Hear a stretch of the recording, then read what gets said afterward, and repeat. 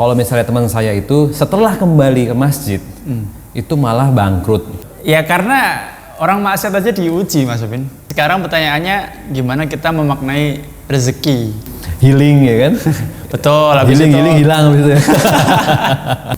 Gimana langkah-langkah yang paling bener sih? Soalnya juga mohon maaf nih, ada juga yang masuk ke kajian tapi masih pacaran. Gimana? Cinta itu cuman untuk 3 hari, ya 4 hari dan seterusnya itu butuh duit Mas Upin. Mohon maaf nih, lagi marahan, suaminya jengkel, tidur, itu istri kena laknat? Iya, kalau suaminya nggak ridho. Allahu Akbar. Nah istri juga harus tahu hadis-hadis itu, sama juga laki-laki juga ngerti kan. Suami istri nggak nyaman tatap-tatapan mata, pasti ada masalah di sana. Loh, bahkan disebutkan juga orang tua tuh lebih durhaka duluan ketimbang anaknya yang durhaka sama orang tua. Nyari yang haram aja susah, apalagi nyari yang halal. Kalau dari kayak gitu gimana dia doanya bisa diterima sama Allah, bahkan yang haram jadi penghambat doanya diterima sama Allah. Aduh, ngeri banget deh. Meninggal itu bukan nomor urut tapi nomor cabut kan. Aduh, saya nggak ada waktu buat ibu saya nggak ada waktu buat bapak saya nggak pernah ngobrol sama ibu saya karena saya sibuk, karena saya ini gitu. Ibu telepon nih, habis itu kita nggak angkat, berarti itu ibu nggak penting. Sholat udah ada azannya tapi kita masih macem-macem, ya berarti sholat tuh nggak penting.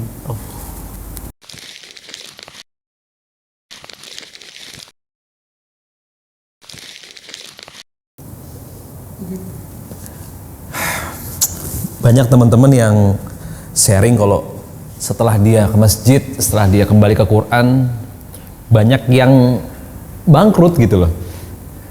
Yang tadinya gajinya 2 digit jadi 1 digit, bahkan dibenci sama orang-orang sekitar. Terus gimana caranya biar ya jalannya tuh bareng gitu loh. Iya, ada temen yang habis nulis buku dan beliau ini bukunya menarik sih. Yang paling saya suka itu ternyata aku salah adab ngobrolnya. Jadi buku tentang adab ngobrol. Beliau ini namanya Bagas Rais. Ada 9 buku e-book ya, atau buku digital, dan ada 1 buku cetak, di mana selalu dengan kata-kata akhirnya selesai, akhirnya paham, dan judul bukunya dengan judul yang kurang lebih sama, dilanjutkan dengan ternyata aku gitu. Dan beliau ini ternyata bukan alumni pondok. Terus alumni apa? Kita telepon aja ya. Bismillahirrahmanirrahim. Assalamualaikum Mas Bagas. Iya, ini Obin Mas, Obin. Saya lagi di daerah Banyumanik nih Mas. Masya Allah, boleh mampir ya Mas ya, kita ngobrol nih. Siap. Oke, alhamdulillah dia bisa ya. Jemput dulu ya.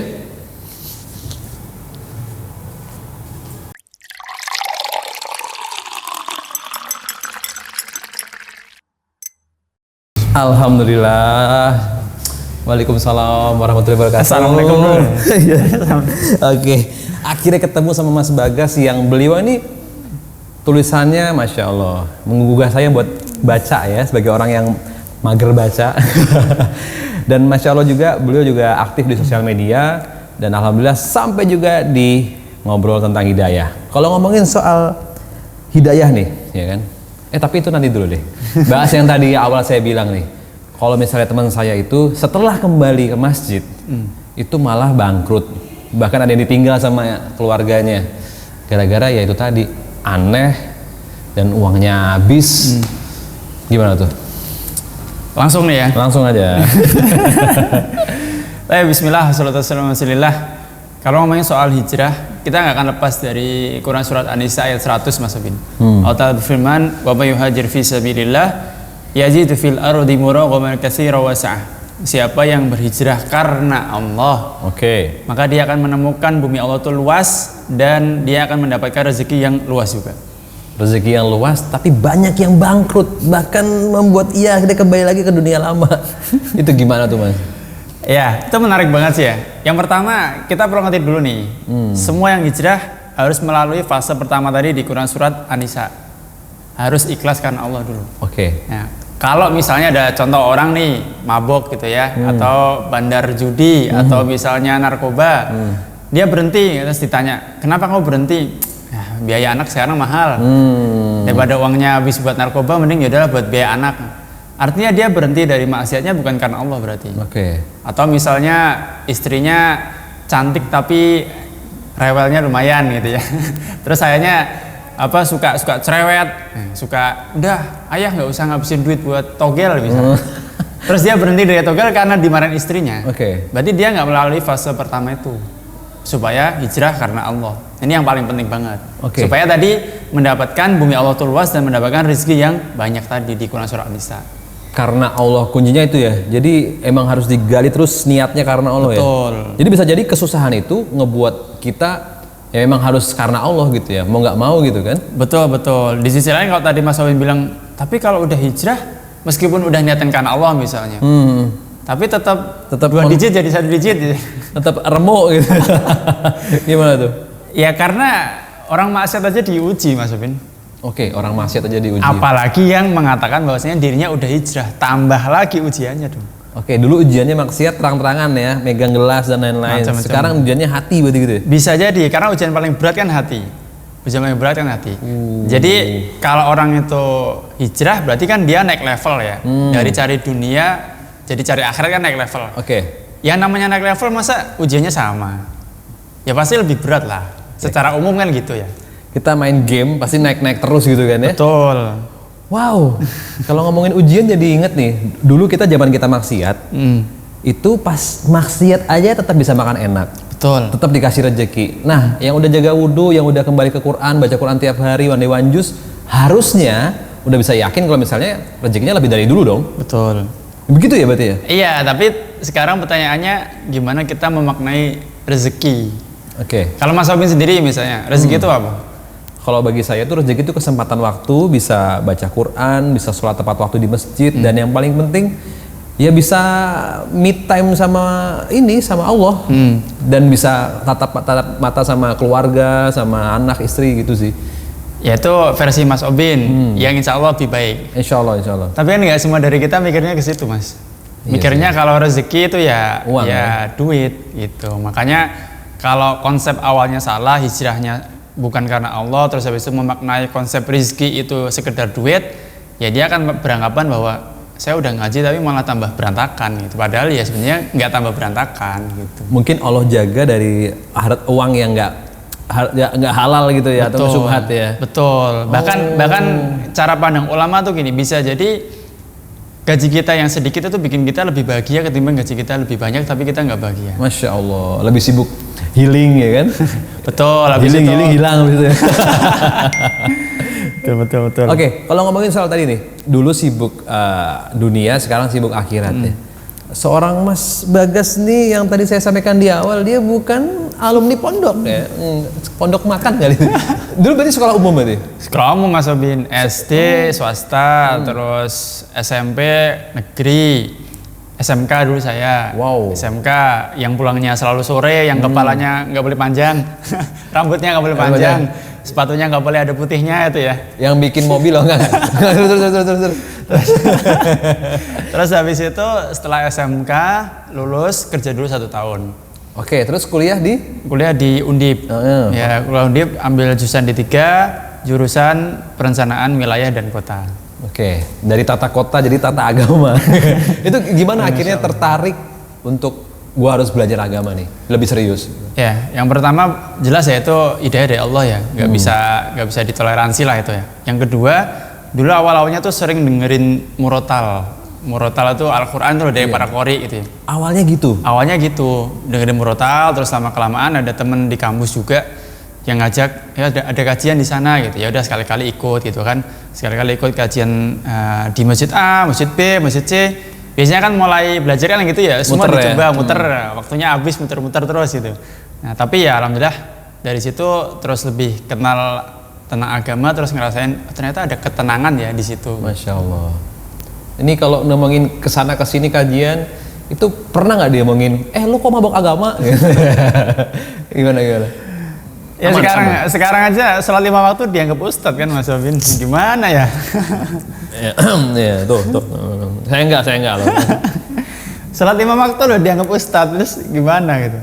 Tapi kalau terkait fenomena mabuk agama itu segala macamnya, ya balik lagi ke ayat kalau nggak salah di Quran surat Al-Anfal ayat 2 kalau nggak salah. Terkait asiban nas an yusraka an yaqulu amana lahum wa hum la yuftanun. Ya seingat saya agak belepotan dikit. Yang jelas artinya ayat itu adalah gimana manusia beranggapan bahwa dirinya beriman tapi dia nggak akan diuji, itu mustahil banget. Jadi memang ada ayatnya secara spesifik, kita akan diuji semakin kita beriman atau mengusahakan diri untuk lebih beriman. Pasti diuji ya? Pasti, ya kali gitu. Tapi sedikit meluruskan ya Mas Sobin ya, kita nggak boleh beranggapan diri kita tuh udah level up banget, kayak saya tuh udah soleh, itu nggak boleh. Tapi mengusahakannya itu wajib. Nah gitu. Halo Bin, sini main. Oh sorry, gue udah soleh gitu, nggak boleh berarti? Nggak boleh. Sorry ya, gue udah soleh, sekarang lagi mau ngafalin Quran dulu deh. Kapan aja, itu nggak boleh kayak gitu. Gue mau murojaah, lu sana main-main gitu ya. Nggak boleh ya berarti? Kalau ranahnya beranggapan diri soleh itu keliru. Kalau berusaha buat jadi soleh itu wajib. Oke, berusaha. Dan kita tugasnya memang berusaha ya. Segala hasil itu milik Allah ya. Seperti apa yang dialami oleh Rasulullah juga, di mana pamannya sendiri kan. Dan juga banyak beberapa kisah dari Nabi yang ayahnya yang belum beriman, bahkan Nabi Nuh yang istrinya dan anaknya belum beriman, padahal ya Nabi loh. Lah kita, Allahu Akbar. BTW ini kita ngeteh tapi kok nggak ada tehnya. Mohon maaf ya Mas ya. Oke teman-teman, saya mau bikin teh dulu. Jangan kemana-mana, tetap di Ngeteh, ngobrol tentang hidayah. Bentar Mas ya. Siap. Gulanya nggak usah banyak-banyak Mas Sobin. Oke. Nah, isi Mas nih. Kita beneran ngeteh dong. Beneran ya. Ini beneran ada isinya loh. Oke. Saya coba dulu Mas Sobin ya. Oke, ini aman. Nggak ada cyanida ya. Ya ini beneran teh. Ya bener. Mas Bagas, setelah orang hijrah atau taubat kembali ke masjid, apalagi para jomblo pasti pengennya menikah kan? Dan kebanyakan mereka tuh ya pahamnya khitbah, ta'aruf. Gimana langkah-langkah yang paling bener sih? Soalnya juga mohon maaf nih, ada juga yang masuk ke kajian tapi masih pacaran. Gimana? Ya, waduh, pertanyaannya berat ya Mas Sobin ya? Enggak berat ya. Ya, bismillah, sallallahu alaihi wasallam. Itu standar yang bagus menurut saya. Setelah hijrah pengen nikah itu standar yang bagus, bukan standar yang jelek.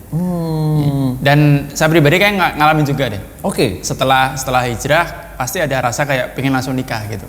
Karena ya lingkungan kan terlalu umum ya, apalagi kita yang bukan dari pondok pesantren segala macam, kan pasti kita selalu berinteraksi sama orang-orang umum lah, entah itu laki-laki, perempuan, yang mungkin cantik, yang mungkin nggak cantik misalnya. Jadi emang itu tren yang bagus menurut saya. Cuman kita nggak cuman sekedar punya niatan bagus, kita kan perlu ilmu juga gitu. Ya kalau bilang niatan bagus, pencuri juga kalau ditanya niatnya bagus loh Mas Sobin. Iya sih, buat keluarganya kan. Buat keluarga kan, tapi kan salah caranya.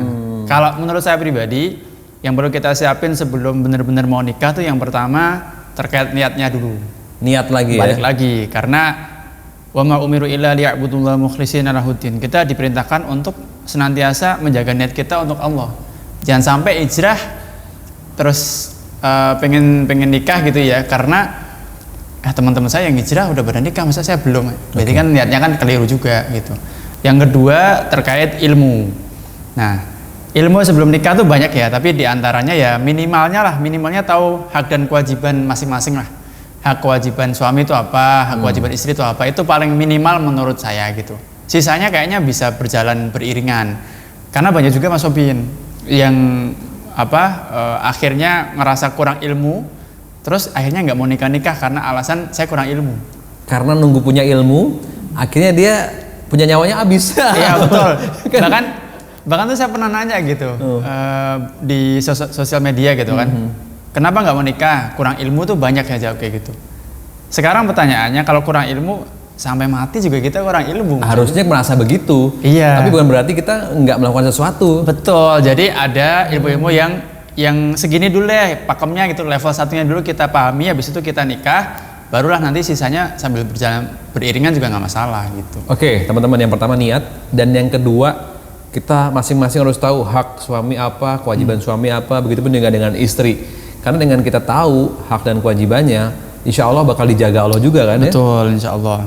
Di sisi lain ya itu secara umumnya. Kalau laki-laki ya ada tambahannya lagi dong. Apa tuh? Financial lah. Masa mau nikah nggak punya duit gitu? Nah, ini gimana nih kalau gue cuma punya modal iman dan cinta yang tulus gitu loh? Cinta itu cuman untuk 3 hari, ya 4 hari dan seterusnya itu butuh duit maksudnya. Oke, jadi kita perlu iman, perlu niat karena Allah. Karena tadi kan disampaikan di awal akan dikasih rezeki yang luas, Iya, An-Nisa ayat betul. 100 kan. Betul. Nah kalau menikah sendiri nih untuk meyakinkan orang-orang yang mohon maaf finansialnya belum mapan, nunggu mapan dulu, apa udah ada niat yang bener karena Allah, gas? Ya itu mungkin perspektif dari masing-masing bisa beda. Bisa jadi yang imannya kuat banget, pokoknya lillahi ta'ala bismillah. Bisa jadi ada yang sebagian kayak gitu. Tapi kalau saya pribadi lebih memilih yang pertengahan aja. Oke, kita menyiapkan niat kita, iman kita, ilmunya ditambahin, tapi di sisi lain ya kita sambil membangun finansial kita yang lebih baik lah gitu. Nggak harus punya pekerjaan tetap tapi tetap bekerja. Oke. Tidak harus punya penghasilan, yang penting tetap berpenghasilan gitu. Betul. Ya. Masya Allah. Oke. Tadi pertanyaannya agak keselip nih.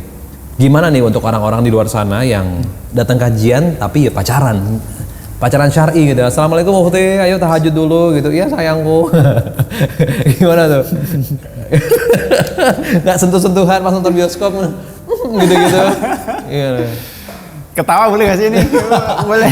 Nggak sentuhan tapi pas di motor mepet gitu ya. Aduh di rem-rem gitu. Kalau terkait pacaran tuh emang ya beberapa ayat tuh menyebutkan ya bahwasanya di antara tugas setan itu kan membuat sesuatu tuh terkesan indah padahal tuh gak indah. Oke. Ya, saya gak lupa ayatnya, cuman yang jelas adalah misalnya di Quran surat Al-An'am tuh juga ada. Jadi di antara peran setan itu membuat sesuatu yang gak bagus terkesan jadi bagus. Kayak Mas Sobin sebutin. Iya, ya ngaji itu kan bagus ya. Ngaji bagus. Tapi sambil datangnya pacaran terus makan dulu. Kan kelihatan bagus juga kan? Itu tadi bahas ustadznya bagus ya, ambil pegangan tangan. Semoga kita bisa sampai surga bareng kan gitu. Tapi belum nikah ya. Betul. Nah, makanya itu peran setan. Jadi kalau buat saya pribadi untuk teman-teman mungkin yang masih pacaran gitu ya ketika datang kajian, kita perlu waktu buat sendiri sih Mas Sobin. Karena ada beberapa ayat yang menyebutkan misalnya di Quran surah Al-An'am ada ya, faman absara falinafsih, barang siapa yang melek, barang siapa yang melihat bukti-bukti Allah, maka bukti-bukti itu untuk dirinya sendiri. Kemudian misalnya waman amila sholihan falinafsi, barang siapa yang beramal soleh itu juga kebaikannya untuk dirinya sendiri. Di sisi lain misalnya ayat yang lainnya wa may yaksib fa inna ma yaksibu ala nafsi, barang siapa yang ingkar janji sesungguhnya ya resikonya ditanggung penumpang. Wa may yaksib isman fa inna ma yaksibu ala nafsi, barang siapa yang berdosa efek samping dari dosanya juga buat dirinya sendiri. Jadi memang ada ayat-ayat yang menyebutkan kita tuh nggak masalah punya waktu untuk sendiri, supaya kita bisa ngerti tentang ayat-ayat Allah tuh begini, kalau kita berbuat salah tuh begini gitu. Nah kalau pacaran terus itu seakan-akan ya nggak ada waktu untuk berpikir gitu loh Mas Sobin. Oke ya, berdua terus ya. Kamu udah makan belum? Nanti nggak kalau makan mati gitu kan? Iya. Aku makan nih gitu, nggak gitu lah. Jadi saya jadi ingat omongan guru saya sebelum saya menikah itu, antum kalau misalnya mau nikah memang harus niatkan karena Allah. Jangan sampai antum bermaksiat ya tapi pakai nikmat yang Allah kasih, nikmat melihat, nikmat tangannya bisa gerak. Itu saya langsung mikir ya, iya ya gimana caranya maksiat tanpa bisa ngelihat, tanpa bisa sentuh, itu kan semua dari Allah tuh. Betul. Itu saya langsung mikir dalam ya, udahlah nggak mau lagi ibaratnya ke dunia pacaran lah. Jadi memang ya kita akan dipertemukan dengan apa yang kita doakan, yang kita ucapkan ya. Betul. Ada ayatnya Mas Sobin di Quran surat Al-An'am ayat 128 kalau nggak salah. Wa kadzalika nuwalli ba'dadz zalimina ba'dha bima kanu yaksibun. Orang itu bakal dikumpulin sama orang-orang yang sama. Orang-orang zalim ya teman-temannya orang zalim semua. Orang-orang yang pacaran biasanya circle-nya juga pacaran. Jadi kayak gimana kemarin sama pacarmu habis dari mana misalnya. mereka beranggapan itu biasa-biasa aja. Makanya balik lagi dari beberapa ayat yang sempat saya sampaikan tadi, kita perlu waktu buat sendiri. Misalnya nih buat para yang belum mau menikah, misalnya mau proses menikah tapi sambil pacaran, coba deh misalnya delete kontak dulu sebulan misalnya, atau seminggu deh, minimal deh seminggu, supaya punya waktu buat sendiri dan mikir kalau ada hal-hal yang sebenarnya tuh tertutupi terus ketika sedang pacaran itu. Astagfirullahaladzim. Allah mau ketemu kita tapi jangan-jangan nggak bisa ketemu karena kita sibuk maksiat. Iya, itu juga. Itu nasihat buat kita ya. Allahu Akbar. Ya teman-teman, ini juga nasihat buat saya ya sebagai tuan rumah ya, ngasih teh tapi nggak ada cemilan. Oke, mohon maaf lagi ya Mas ya. Ini gue maaf terus dari tadi ya. Oke, jangan kemana-mana, tetap di Ngeteh ngobrol tentang hidayah. Bentar Mas ya, saya ambil cemilan dulu. Oh siap. Misi. Wah, Masya Allah. Ini baru panen nih. Oh gitu. Jadi setiap ganti episode ada makanan baru. Nanti naik gitu ya. Oke, tadi bahas soal yang namanya ya nikah dan juga pacaran tadi kan. Nah sekarang naik level lagi nih. Untuk yang sudah menikah ya, yang sudah belajar agama tapi istrinya suka marah-marah. Nah ini cara menanggapinya gimana nih? Ada soalnya seorang ulama yang cerita ke saya langsung. Beliau itu pulang kajian, pulang ngisi kajian, terus tiba-tiba ketika sampai rumah istrinya marah-marah gitu. Kamu tuh kajian terus, aku nggak diurus gitu. Aduh. Cemburu ternyata. Itu gimana tuh? Ya, Bismillah, salatu wassalamu ala Rasulillah. Yang pertama kalau terkait dimarahi istri, ya alhamdulillah ya istrinya masih marah. Kalau istrinya nggak pernah marah, berarti kan perlu dipertanyakan juga Mas Sabin. Oh iya bener juga ya. Iya bener. Perempuan tuh kalau udah diem tuh berarti ada sesuatu gitu. Oh justru berarti kalau diem. Oh. Loh iyalah, maksudnya misalnya ditanya, kamu kenapa? Nggak apa-apa. Udah, kita pulang terus pulang. Oh ya udah. Berarti kan ada sesuatu gak sih? Aduh. Tolong buat yang istrinya suka marah bersyukurlah gitu. Iya, maksudnya kalau istri ngomel, istri masih ada suaranya tuh bersyukur. Berarti dia masih ada sesuatu yang dia ngerasa nyaman karena kan dia pengen nyampein ke suaminya. Kalau dia udah diem berarti dia nyampein ke siapa nih? Oke. Nah, itu yang pertama dulu nih. Iya. Yang kedua kalau ngomelnya kebanyakan ini baru yang kayaknya sesuatu juga gitu. Nah kalau terkait ngomel gitu ya, ketemu istri misalnya udah nikah, ketemu istri mungkin nggak sesuai sama kriteria gitu kan, kadang kan ada yang Ustaz carikan yang tinggi, putih, lembut, rinso kayaknya ya.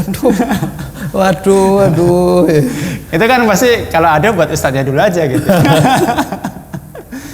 Nah kalau terkait perempuan ini memang luar biasa gitu ya, Allah menciptakan perempuan itu dengan luar biasa. Bahkan setahu saya Mas Obin ya, saya pernah baca di salah satu tulisan dan kitab ulama gitu menyebutkan bahwasanya Imam Ahmad tuh kalau nggak salah belajar soal haid itu kurang lebih 8 tahun. Soal darah haid. Oke. Kita lagi ngomongin darahnya ya. Iya. Belum orangnya. Jadi mau lapar nih, belum lari sampai lupa nih. Kita baru ngomongin haidnya loh Mas. Belum ngomongnya, belum macam-macamnya. Belum ininya ya, fulanahnya ya. Iya. Aduh. Saya jadi nggak nyampe makan ntar dulu nih. Belum dulu. Jadi memang ngomongin soal darah haidnya aja Imam Ahmad sampai 8 tahun belajarnya. 8 tahun. Saya ingat saya 8 tahun. Itu luar biasa kan. Artinya memang perempuan tuh unik gitu. Dan kita harus meyakini bahwasanya ya memang begitu perempuan. Nah, kalau terkait dimarahin sama istri ternyata nggak sesuai, kita punya ayat sebagai kaidah. Kaidah tuh kalau kita ambil ayat itu bisa kita pakai di kondisi manapun, itu namanya kaidah. Nah, kaidahnya adalah di Quran surah An-Nisa juga. Wa sa'altaqau syai'an wa ja'allahu fihi khairan katsira. Dan kalau kita nggak suka sesuatu dari istri kita gitu ya, maka ingatlah bahwasanya dari situ bisa jadi Allah kasih kebaikan yang banyak. Misalnya istrinya cerewet, tapi di balik kecerewetannya dia subur, anaknya jadi banyak. Bisa juga istrinya gembrot misalnya, badannya agak kelebihan misalnya, tapi dari situ hartanya banyak bisa jadi. Jadi itu kaidahnya. Dan kaidah yang lainnya dalam sebuah hadis yang bisa kita ambil, ketika kita jengkel sama istri ya atau sama pasangan, ingatlah bahwasanya setiap dari kita itu pasti punya kebaikan. Jadi yang diingat-ingat tuh kebaikan. Sebagaimana Allah Ta'ala berfirman juga, wala tansawul fadla bainakum di Quran Surah Al-Baqarah. Dan jangan lupakan kebaikan di antara kalian. Wow. Jadi kita tuh kalau bermuamalah, kalau misalnya apalagi sama pasangan, itu dibangun di atas al-fadl bukan al-adl. Al-fadl itu Keutamaan. keutamaan ya. Kalau al-adl itu kan adil. Kalau adil itu situ baik, saya baik. Oke. Itu adil. Iya. Situ jengkelin, saya juga jengkelin. juga. Situ jelek ya saya juga jelek misalnya. Itu namanya al-adl. Tapi sebaiknya yang kita bangun itu al-fadl. Al-fadl itu berarti salah satu tuh harus lebih tinggi. Nah, jadi kalau kamu jelek ya saya tetap baik. Nah, Jadi kita harus memaksakan diri kalau kita harus lihat sisi baik seseorang siapapun itu. betul. Even itu dia istri yang suka marah, pasti punya kelebihannya gitu ya. Pasti nggak mungkin nggak ada. Nah, di antara cara yang bagus juga kita bisa tulis aja Mas Robin kebaikan-kebaikan istri. Wah, iya sih. Itu kan kadang suami nggak punya catatan itu.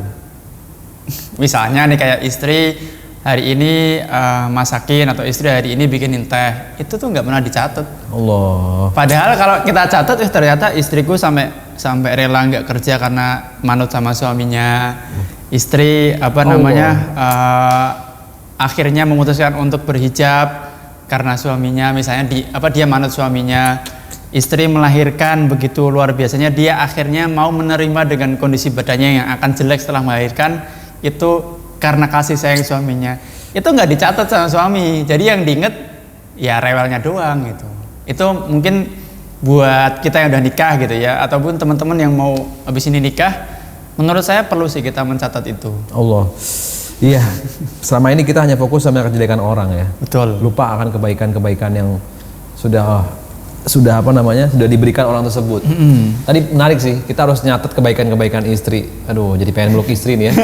Mohon maaf yang belum nikah ya. Makanya nikah buruan. Jadi ketika kita menghadapi sesuatu, terlebih istri ya, kadang kan ini curhatan orang lain ya, bukan gue ya.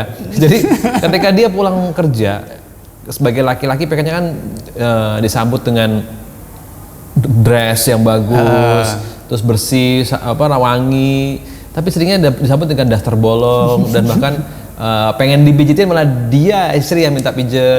Udah mau sampai kasur, udah mau tiduran gitu. Udah dikunci belum pintunya? Udah dimatiin belum pintunya gitu. Akhirnya berdiri lagi. Nah itu gimana gitu? Masya Allah ya. Ini kayaknya pengalaman banget kayaknya. Nah, ini orang lain.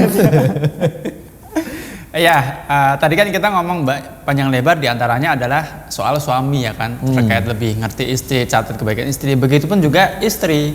Istri juga punya ayat-ayat tersendiri, istri juga punya hadis-hadis tersendiri. Misalnya kayak kalau malam hari suami itu masih ngerasa jengkel, maka istri akan dilaknat sama malaikat sampai paginya.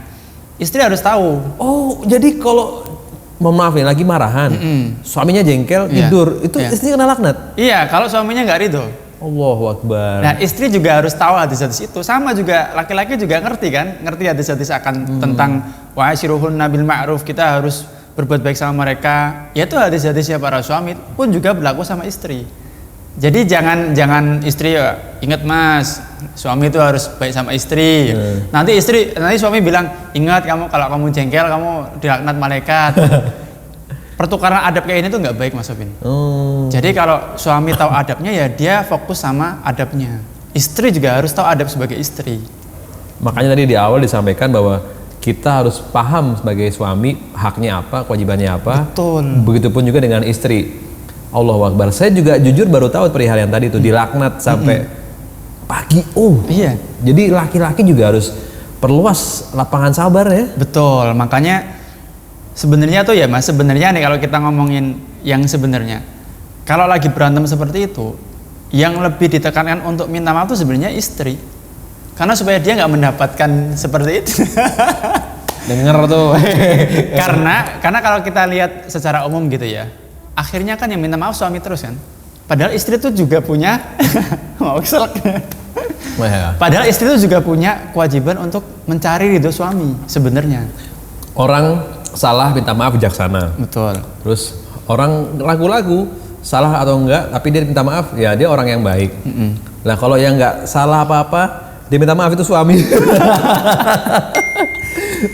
Kayaknya itu perlu saya catat deh itu. Iya, karena memang begitu. Betul, makanya ini perlu diketahui sama istri juga bahwasanya kalau ada sesuatu yang nggak pas di keluarga, itu kewajiban untuk mencari ridhonya itu nggak cuman suami, justru istri juga punya ridho untuk mencari ridhonya suami, punya andil untuk minta ridhonya suami. Lebih utama istri yang minta maaf berarti. Ya kalau kayak gitu nggak kayak gitu banget sih, cuman yang jelas istri pun juga tahu bahwasanya ada hadis kalau suaminya nggak ridho itu istrinya masih dilaknat sama malaikat. Ini saya ngomong karena saya baca komenan ya. Jadi ada kajian gitu kan bahas tentang istri itu nggak boleh marah dan lain-lain. Terus tadi yang disampaikan Mas Bagas bahwa istri harus minta maaf duluan dan lain-lain. Itu di komen banyak banget laki-laki. Dia bilangnya gini, coba postingan ini lewat di istri. Andai sih aku baca postingan ini, lihat postingan ini gitu. Jadi banyak banget laki-laki ternyata yang nggak berani ngomongin ini dan banyak banget cewek yang nggak mau disalahin. Ibaratnya gini, oke gue salah, tapi kan tergantung suami. Betul, nah itu gimana dengan menghadapi spesies wanita seperti itu? Yang pertama, wala taziru waziratu wizra ukhra. Kita tuh akan dipertanyakan atau ditanggungjawabin sama dosanya masing-masing.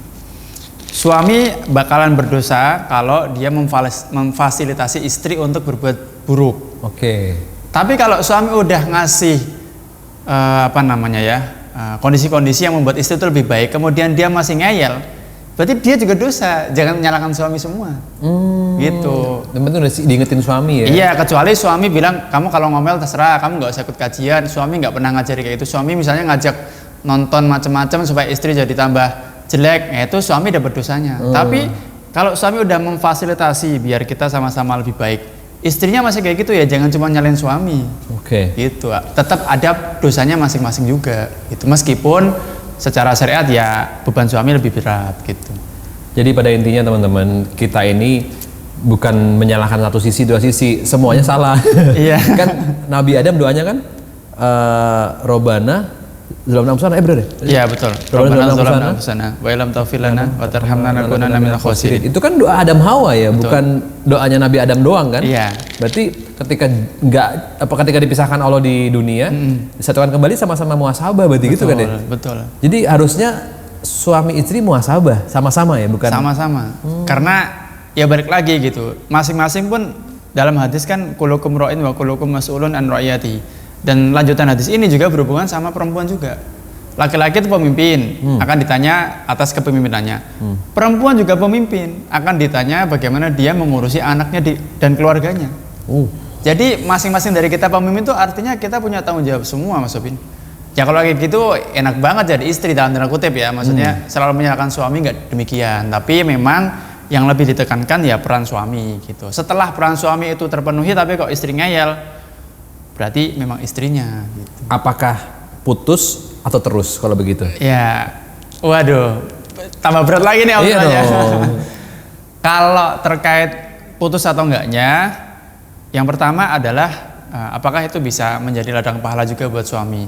Sebenarnya kalau dalam fikih pelajaran saya Mas Sobin ya, kalau selama enggak mencederai jiwa itu masih bisa ditoleransi. Nggak mencederai jiwa kayak KDRT atau misalnya istri saking marahnya sama suami pengen bunuh tuh. Oke. Nah kalau udah pengen bunuh boleh bercerai karena itu udah berhubungan sama jiwa. Tapi kalau misalnya cuma cerewet doang, misalnya nggak dimasakin seminggu misalnya, ya itu masih bisa diobrolin lah gitu. Nggak dimasakin seminggu, ada GoFood, iya, ada warteg, ada warteg. Jadi kalau hal seperti itu ya masih perlu diusahakan, apalagi balik lagi. Kan istri kita pasti punya kebaikan tadi yang sempat saya sampaikan gitu. Tapi kalau misalnya nggak dinafkain batin, udah lama nggak dilayani ranjang, selama 2 minggu atau 3 minggu, 4 minggu karena si istri itu marah, itu gimana? Wah itu berat lagi ya. Ya itu balik lagi ya, perlu duduk bareng sambil ngeteh kayaknya mungkin ya. Biar tahu masalahnya apa, terus habis itu bisa dikoordinasiin lagi apa enggak, diperbaiki apa enggak. Kalau terkait sampai cerai gimana? Ya cerai kan memang boleh ya dalam syariat ya, tapi itu hal yang itu keputusan terakhir lah gitu. Keputusan terakhir kalau benar-benar sudah berunding dengan baik dan nggak ketemu solusinya, misalnya ya udah kalau harus cerai gimana lagi, tapi itu jangan dijadikan keputusan awal gitu. Oke teman-teman, jadi ketika ada masalah sampai diem-dieman, memang baiknya duduk bareng. Sampai ada yang bilang juga guru saya, kalau misalnya suami istri nggak nyaman tatap-tatapan mata, pasti ada masalah di sana. Pasti Mas Bin. Berarti emang harus duduk bareng ya? Ya harus sering ada komunikasi sih. Kayak semisal suami misalnya ya datang pulang misalnya habis kerja macam-macam, terus malam sebelum tidur nanya, kamu hari ini jengkel nggak sama saya? Oh, itu kalau ditanya tiap hari kan unek-unek istri keluar kan. Iya, nanti lama tidur kita tidur. nanti lama kelamaan istri juga akan demikian. Karena istri itu biasanya representasi dari suami. Secara umum ya, secara umumnya kayak gitu. Meskipun ada juga istri yang soleha banget, kayak misalnya istrinya Fir'aun, suaminya kurang ngajar apa lagi gitu kan. Ngaku Tuhan ya kan? Iya, tapi istrinya juga soleha juga ada. Tapi itu kondisi-kondisi yang apa ya namanya, nggak secara umum lah bahasa kasarnya kayak gitu. Masya Allah. Gimana, sudah mulai tercerahkan buat teman-teman yang lagi ada masalah sama keluarga? Duduk bareng, apapun masalahnya, jangan lupa kita ngeteh dulu. Masya Allah. Kalau ngomongin soal pernikahan pasti kan deket sama namanya pekerjaan kan. Banyak dari teman-teman yang alhamdulillah atas izin Allah sudah ke masjid itu sangat memilih-milih pekerjaan. Bahkan ada yang mohon maaf nih, saking takutnya dia pilih nganggur. Karena dia takut subhat, dia takut ini gitu. Tapi ya nggak nganggur juga gitu loh. Jadi dia kemalasan disembunyi dibalas dengan apa? Bersembunyi dibalas dengan dibalik spiritual. Gimana sih? Dia bersembunyi di balik kemalasan, bersembunyi dalam spiritual lah gitu lah pokoknya lah. Benar-benar. Jadi belibet sih. Minum dulu deh. Gimana tuh Mas? Ya, keliru ya jelas ya.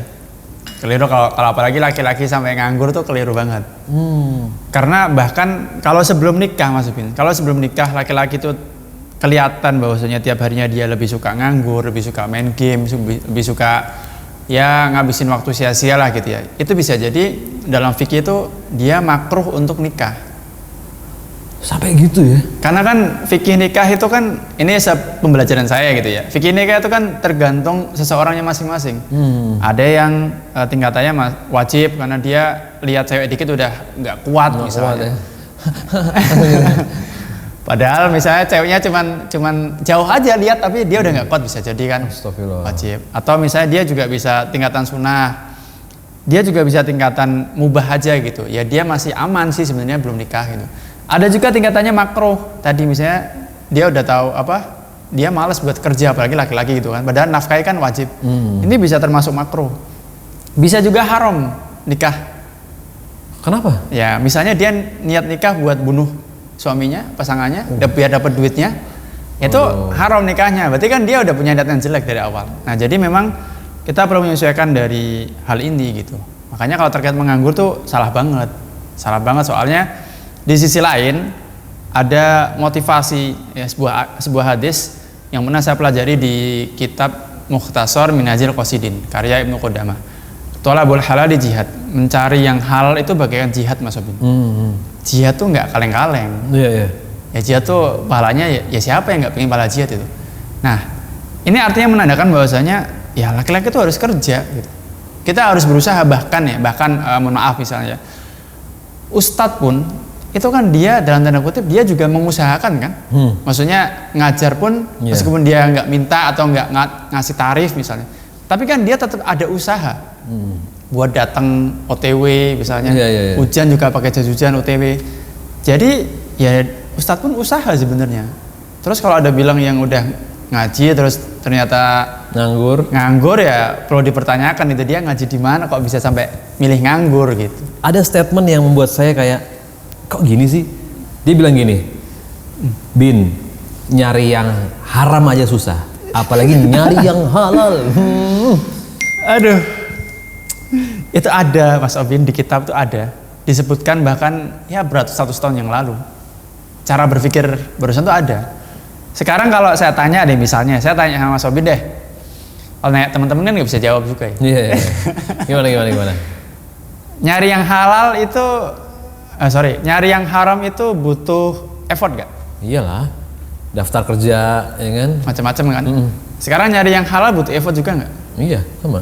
Ya udah, maksudnya kalau dibilang yang haram aja susah, yang halal aja susah, apakah udah mengusahakan buat yang halal juga? Masya Allah. Berarti memang kita harus cari yang benar-benar halal kan. Ada yang bilang soalnya uang panas itu dimakan demit gitu, uang setan dimakan demit karena uang panas juga larinya ke yang panas gitu. Gimana tuh? Iya, yang pertama nyari yang halal tuh wajib ya Mas Upin.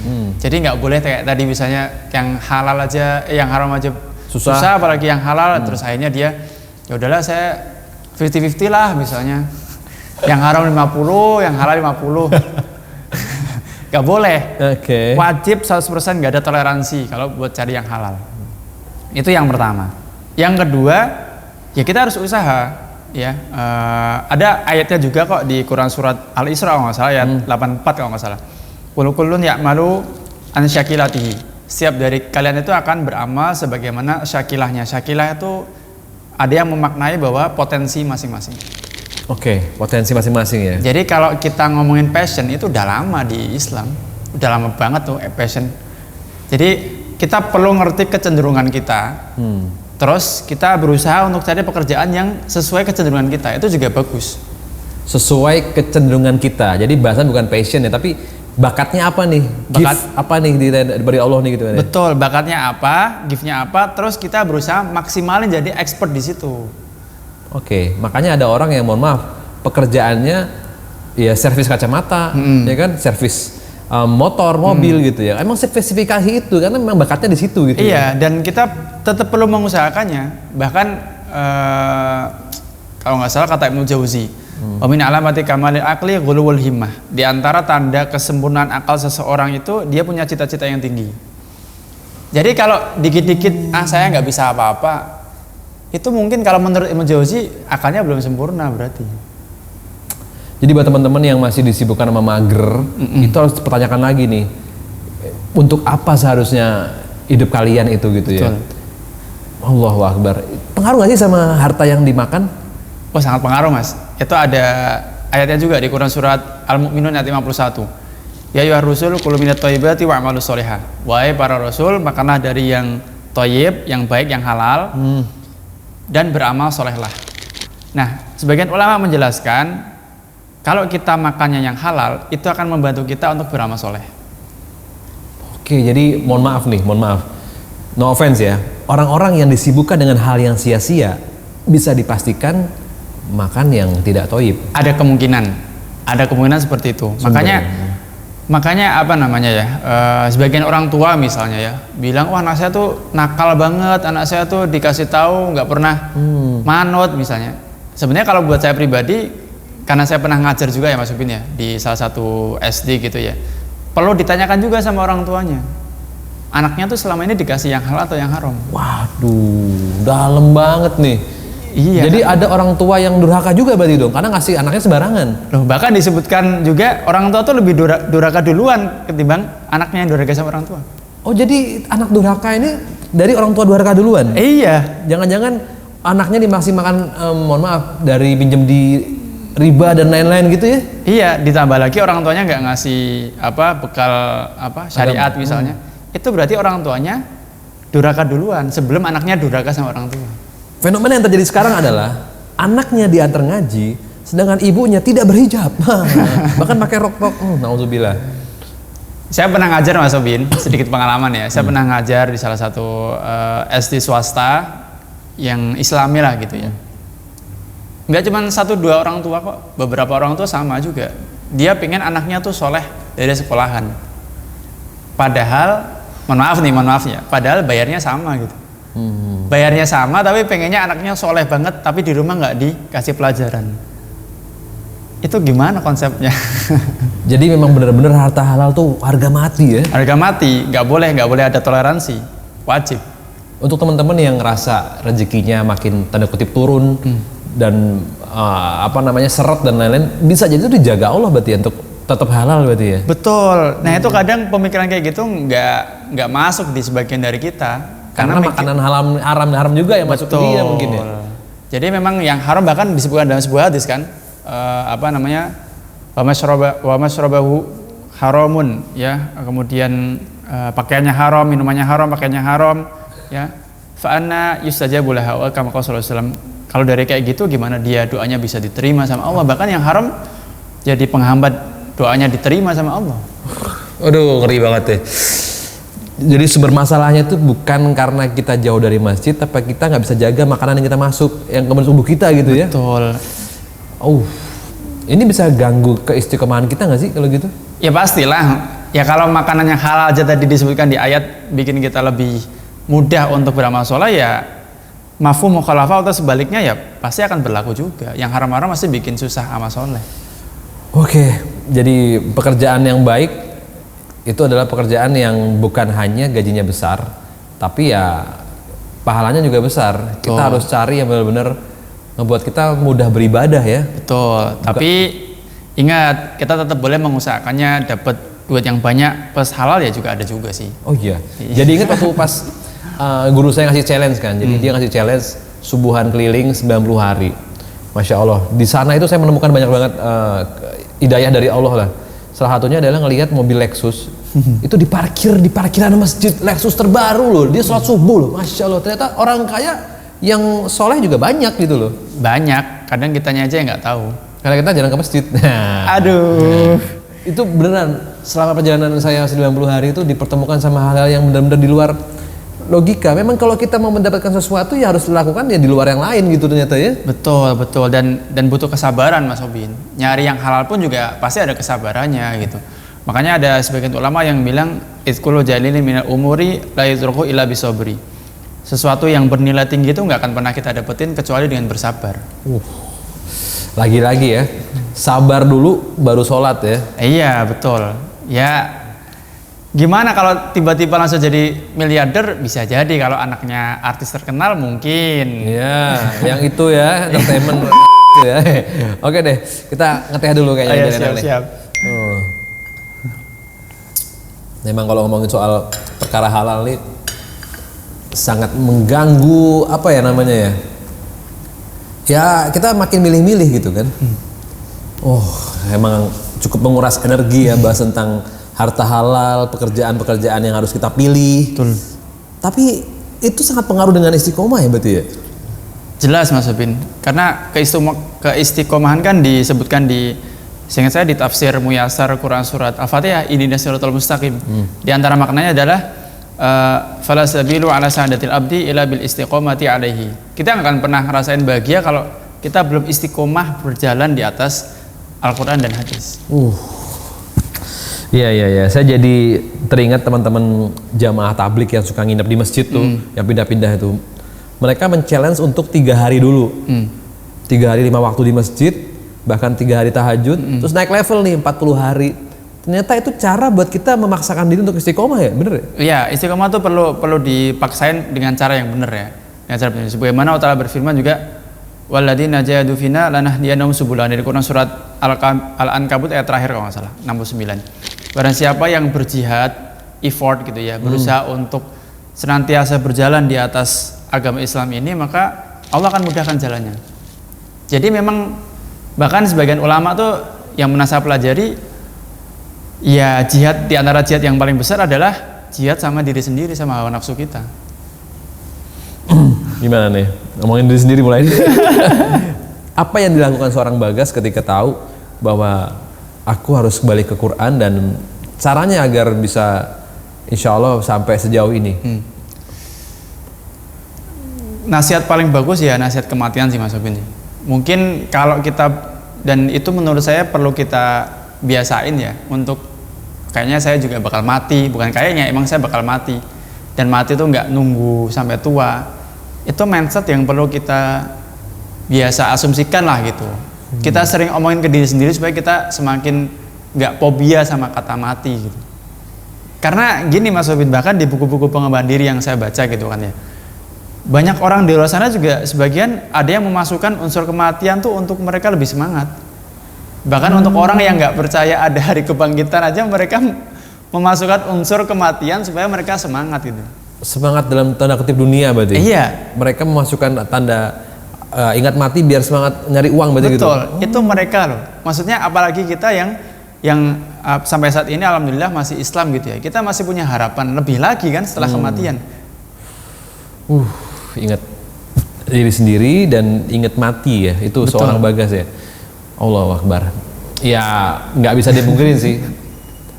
Meninggal itu bukan nomor urut tapi nomor cabut kan. Aduh, Ada yang baru lahir meninggal, Betul. ada yang teman ke sekolah kita yang dia sih paling kalem tapi dia meninggal duluan. Betul. Yang mohon maaf yang resek malah masih bertahan hidup ya kan, korup gimana tuh? Iya, tapi ada tips-tips lainnya lagi Mas Obin. Kan tadi terkait mengingat kematian tuh perlu dibiasakan lah. Yang kedua di antara tipsnya yang mungkin saya jalanin juga gitu ya, dan insya Allah cukup berfungsi untuk saya pribadi adalah ngelihat orang yang lebih tua. Jadi misalnya kalau kita sholat di masjid, kita ngeliat yang lebih tua kan, Oke. itu mood boosternya luar biasa banget kalau buat saya. Gimana tuh point of view-nya? Misalnya, ya alhamdulillah kan saat ini kan saya diamanain sebagai imam masjid ya. Masya Jadi Allah. setelah salam kan saya ngeliat ke belakang tuh. Itu kalau ngelihat ada bapak-bapak yang udah duduk di kursi, bahkan ada sebagian jamaah itu kakinya mohon maaf udah diamputasi, dia pakai kaki robot. Ngelihat kayak gitu maksudnya masa kita imannya nggak tersentuh tuh kayaknya mustahil deh kayaknya deh gitu. Belum lagi lihat mungkin ada orang pekerja dengan mukanya kusut gitu ya, mungkin pakai apa namanya? Jaket dari perusahaannya macam-macam. Tapi dia tiba-tiba setelah sholat berdiri sholat sunnah. Yang nggak kelihatan anak masjid banget itu, nggak kelihatan anak masjid banget. Dari situ tuh kayak wah, ternyata kalau kita ngelihat seseorang yang lebih tua tuh sangat bermanfaat banget buat apa ya, buat keimanan kita sih, gitu Mas Abin. Karena kita belum tentu bisa sampai usia mereka gitu ya. Betul, ditambah lagi kita yang katanya masih kuat, masa lebih lemah dari mereka. Mereka kuat ke masjid, kita kuatnya party. Jadi, masya Allah. Jadi ingat saya, beberapa kali saya sering ketemu orang tuh belum azan udah ke masjid, dan mohon maaf beliau ini tunanetra. Bahkan ada juga kalau pertemukan saya dengan orang yang beliau tunanetra, ya azan ya imam. Masya Allah. Jadi gitu ya, orang tuh kalau bisa lihat dengan kacamata iman langsung ngerenung ya kan, langsung waduh bersyukur banget ya. Betul, gitu. Makanya kan disebutkan sebagian ulama laisa idaul jalisi li jalasihi bima qawlihi wa fi'ali faqad bal bin nazri ilaihi. Perkataan Ar-Raghib Asfahani kalau nggak salah. Pengaruh teman duduk itu nggak cuma sekedar dari ucapan dan perilakunya, bahkan cuma sekedar ngeliat aja itu bikin iman kita tuh lebih bertambah maksudnya.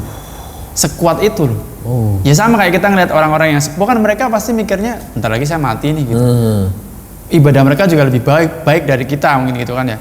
Maka lihat mereka pun itu akan sangat memberikan manfaat buat saya. Jadi kalau tiap hari cuman ketemunya sama teman-teman yang seumuran gitu, kayaknya buat saya pribadi ya itu bahasanya akan gitu-gitu aja deh kayaknya deh. Kalau belum lihat orang yang lebih tua, orang yang lebih sakit misalnya. Bahkan waktu itu saya pernah jenguk salah satu jamaah ya, habis operasi prostat laki-laki lah.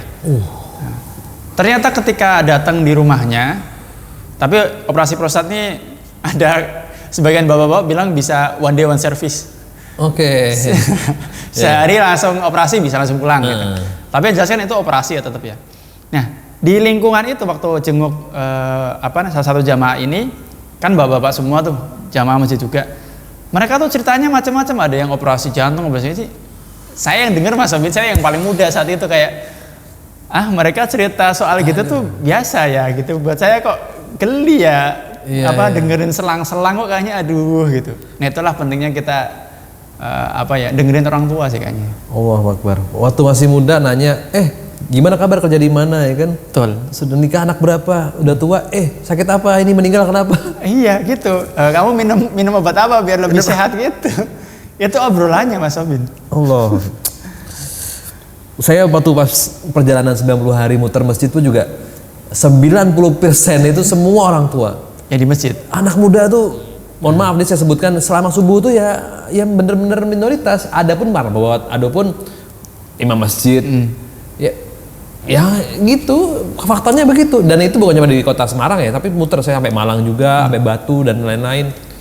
Dan itu sama. Kecuali ya di pondok pesantren ya mungkin ya. Dan kalau boleh cerita, saya pun ketika selesai ngimami subuh, ya banyak juga orang tuanya. Iya orang tuanya.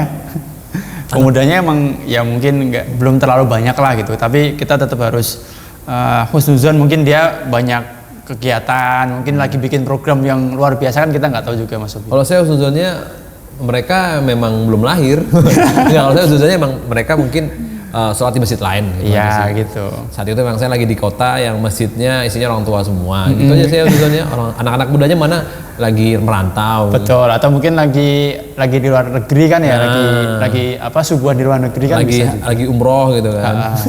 Kan tapi kita kok belum masjid gitu kan. Allahu Akbar. Jadi pada dasarnya kita emang harus paksa diri ya dan ingat mati, dan Allahu Akbar. Ternyata gimana nih Mas menurut Mas Bagas melihat sekarang yang hanya melihat hasilnya, orang-orang yang hijrah, orang-orang yang istiqomah, jadi kaya dan lain-lain, itu gimana menanggapi orang-orang yang baru mulai pengennya ke situ gitu?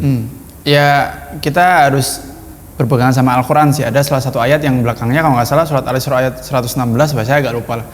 Yang jelas intinya wa nazzalnahu tanzila, Allah Ta'ala berfirman, dan kami turunkan Al-Quran secara bertahap. Kalau kata sebagian ulama yang lainnya, seingat saya Sholeh Al-Utsaimin ya, di salah satu kitab beliau itu menyebutkan Al-Quran aja turunnya bertahap. Ini menandakan bahwasanya sesuatu itu memang harus bertahap, Mas Sobin. Likulli matlubin thariqun yusilu ilahi. Setiap tujuan itu akan selalu ada jalan yang akan menyampaikan kepada tujuan tersebut. Jadi memang akan ada jalannya, nggak bisa langsung tiba-tiba instan gitu. Semua yang instan juga nggak enak gitu ya? Ya mie instan aja kan nggak instan Mas Sobin. Iya sih ya. Harus ke dapur, yang ngidupin kompor, yang nungguin mendidih, buka bungkusnya, kemudian udah kebayang ya. Terus habis itu masukin mie, terus habis itu potong bumbunya, campurin, kan nggak instan. Jadi buat teman-teman yang masih kaum instan ya. Harus lebih sabar lagi ya. Betul. Ya itu pentingnya kita dengerin orang tua sih, soalnya nggak tahu ya, sebagian yang kayaknya saya perhatikan gitu ya. Semoga sih yang lihat nih kayaknya nggak ada sih. Soleh-soleh semua kayaknya. Amin. Soleh semua. Amin. Jarang yang sekarang membuat orang tua tuh jadi prioritas tuh kayaknya sekarang mulai jarang. Oke, membuat orang tua jadi prioritas ya. Iya, pasti banyak orang yang bilang, saya nggak ada waktu buat ibu saya nggak ada waktu buat bapak saya nggak pernah ngobrol sama ibu saya karena saya sibuk, karena saya ini gitu. Kalau buat saya pribadi Mas Sobin ya, sesuatu yang sibuk itu, sesuatu yang penting itu pasti ada waktunya. Pasti diprioritaskan. Ya, jadi sebaliknya kalau nggak ada waktunya berarti dia nggak sibuk. Berarti kalau nggak ada waktunya berarti dia nggak penting. Misalnya nih, ibu telepon nih, habis itu kita nggak angkat, berarti itu ibu nggak penting. Sholat udah ada azannya, tapi kita masih macem-macem, ya berarti sholat tuh nggak penting. Menurut saya sesimpel itu sih ya, karena kalau kita ngerasa penting kan pasti ada waktunya nggak sih? Iya. Kayak misalnya sekarang kita lagi syuting podcast gitu ya, buat kita penting. Iya. Dan kita akan ada waktunya gitu. Meskipun mungkin Mas Sobin izin sama istrinya, Iya. saya juga izin sama istri saya gitu. Ya karena kita anggap ini penting gitu. Kayak sholat pakai kaos sama pakai kaos begini, karena itu penting gitu ya. Iya. Ketemu pejabat kan rapi. Nah, ketemu lo juga harus rapi, itu penting. Betul. Kalau kita ketemu menteri aja kita rapi ya. Rapi banget karena merasa itu penting. Waduh, udah mulai kerasa dalam ya teman-teman ya. Jadi jangan-jangan nih bukan orang tua prioritas kita, bukan orang tua yang jadi kepentingan kita di hari-hari kita. Padahal sumbernya di situ ya. Betul. Sebenarnya di situ. Ya wa'budullaha wa la tusyriku bihi syai'an wa bil walidaini ihsana. Setelah kita memenuhi hak-hak kita kepada Allah Subhanahu wa taala, kewajiban kita gitu ya, selanjutnya ya orang tua. Sebelum nanti wabidzil qurba wal yatama wal masakin wal jari dzil qurba dan seterusnya. Sebelum teman tuh ya orang tua dulu. Sekarang kan kayaknya teman dulu gitu kan. Teman dulu, kemudian mungkin teman online dulu, kemudian mungkin teman hewan dulu, pokoknya teman terus sampai 10 baru orang tua gitu. Saya ngerasain bener manfaatnya ketika udah kembali ke masjid, terus perbaikin hubungan sama orang tua, nggak lama kemudian kayak dimudahin terus sama Allah. Akhirnya ketemu istri, nikah, punya anak dan lain-lain. Ya karena itu tadi memprioritaskan. Dalam seminggu masa nggak ada waktu khusus buat ketemu? Ya kan, ya mungkin kan sesibuk itu mungkin Mas Sofin. Iya. Allahu Akbar. Semoga tadi sebenarnya ini pesan tersirat dari Mas Bagas bahwa untuk teman-teman yang mau istiqomah, raihlah ridho dari orang tua dulu, karena ridho Allah ada di ridho orang tua gitu ya. Betul. Dalam banget nih. Jangan sampai kejadian sama apa yang saya alamin ya.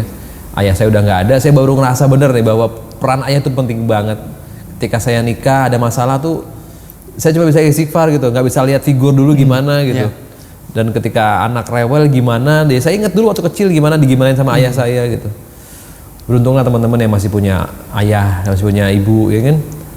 Jadi kuncinya di situ berarti, awalnya dimulai dari situ dulu berarti ya. Iya, setelah kita terus-menerus berdoa sama Allah, terus setiap hari interaksi sama Al-Quran dan dibaca artinya. Masa lihat film Korea aja ada subtitlenya, baca Quran masa nggak pernah lihat subtitlenya, gimana ya? Masa menonton K-pop liriknya apal Indonesianya, masa Quran nggak baca artinya? Nah, makanya jadi interaksi sama Allah, interaksi sama Al-Quran ya termasuk ya artinya dibaca gitu. Kalaupun hari itu nggak sempat buat baca ayatnya, baca deh artinya gitu. Karena itu bikin kita lebih ngerti tentang apa itu Al-Quran, karena ya Al-Quran itu kan untuk ditadaburi ya. Afala yatadabbaruna Al-Quran am ala qulubin aqfaluha. Apakah kalian nggak mentadaburi Al-Quran atau jangan-jangan hati kalian yang sudah terkunci? Waduh, silakan deh. Setelah itu ya sama orang tua minta doanya. Kemudian kalau udah punya pasangan ya berbaik sama pasangan. Terus habis itu teman-teman yang soleh, insya Allah itu akan bikin kita jadi lebih istiqomah. Masya Allah teman-teman, semoga jadi bekal buat kita yang baru mulai, kita yang terus belajar. Jangan lupa tadi dipaksa dirinya, kenali Allah dengan Qur'annya, baca artinya. Kalau saya punya metode one day one page, satu halaman Quran dengan artinya, dan semoga dengan begitu Allah hadirkan orang-orang baik, orang-orang soleh untuk nantinya bisa bantu kita untuk mentadaburi. Karena setelah ujian baca pasti ada ujian praktek. Kalau kita nggak siap sama ujian prakteknya, pasti kita kan mundur gitu, ya nggak? Betul Mas Abin. Masya Allah. Semoga bisa membuat kita semua semakin lebih baik lagi dalam menerima hidayah dan juga nantinya terus mencari hidayah. Dan jangan lupa kita harus terus mendoakan teman-teman kita, saudara-saudara kita, semoga selalu dalam perlindungan dan kasih sayang Allah. Saya Amin Robin dan Mas Bagas mengucapkan terima kasih. Mohon maaf lahir batin apabila ada salah dan kurangnya, dan mohon maaf kalau misalnya tehnya kurang enak. Wassalamualaikum warahmatullahi wabarakatuh. Waalaikumsalam warahmatullahi wabarakatuh. Terima kasih Mas Abin. Terima kasih banyak. Dimakan dulu nih. Papayanya. Katanya ada rotinya.